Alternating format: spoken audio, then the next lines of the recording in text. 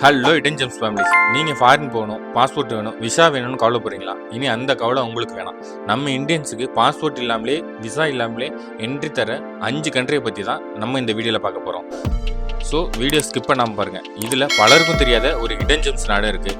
So மறக்காமல் video ஃபுல்லாக பாருங்கள். நம்ம ஃபஸ்ட்டு பார்க்க போகிற கண்ட்ரி நேபாள். இந்தியாவுக்கு ரொம்ப பக்கத்தில் இருக்கிற கண்ட்ரி தான் இது. இங்கே நீங்கள் வேலை பார்க்கலாம், தங்கலாம். ஏன்னா 1950லேருந்து இந்தியாவும் நேபாளும் நல்ல ஒரு ஃப்ரெண்ட்ஷிப் நாடாக இருக்குது.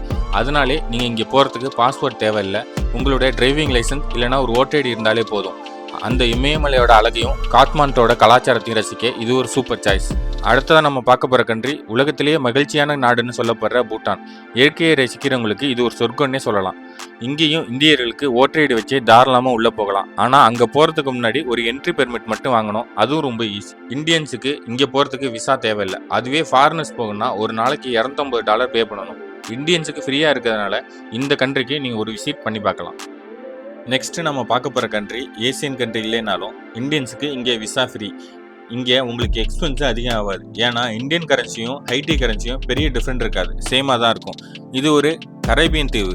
3வது கரேபியன் தீவு நாடான ஹைட்டி. இங்கேயும் இந்தியன்ஸுக்கு பாஸ்போர்ட் தேவையில்லை. நீங்கள் இங்கே 90 நாட்கள் வரை ஸ்டே பண்ணலாம். நீங்கள் பீச்சு, பழமையான கோட்டையை விரும்புகிறவங்களுக்கு இந்த நாடு செம்மையான ஒரு அனுபவத்தை உங்களுக்கு தரும். நம்ம 4th பார்க்க போகிற கண்ட்ரி ஜமைக்கா.